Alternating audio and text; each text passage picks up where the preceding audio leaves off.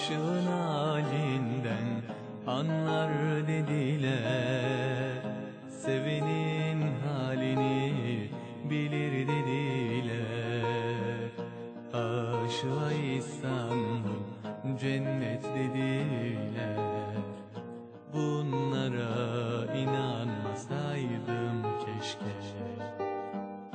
Aşığın halinden anlar dediler, sevenin halini bilir dediler. Aşığa İstanbul cennet dediler. Bunlara inanmasaydım keşke. Yalan olmuş her ne varsa bu şehirde sevmek hata. Doğrusuyla, duygusuyla yaşanmıyor aşklar burada. Hep sahteyse aşklar, bitmeyen yalanlar, gönlümden uzak olsun. Öldüren bir zehir, böyleyse bu şehir İstanbul olmaz olsun.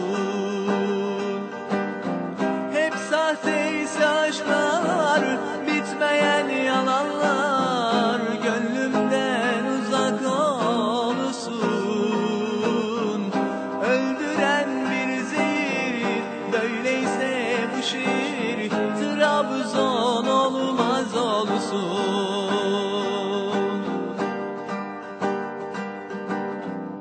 Aşığın halinden anlar dediler, sevenin halini bilir dediler. Aşığa İstanbul cennet dediler.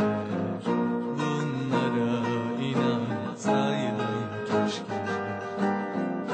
Aşığın halinden anlar dediler, sevenin halini bilir dediler.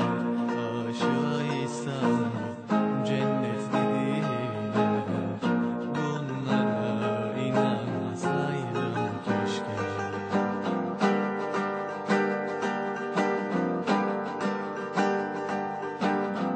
Hep sahteyse aşklar, bitmeyen yalanlar, gönlümden uzak olsun. Öldüren bir zehir, böyleyse bu şehir İstanbul olmaz olsun. Hep sahteyse aşklar, bitmeyen yalanlar, gönlümden uzak olsun. Öldüren bir zehir, böyleyse bu şehir Trabzon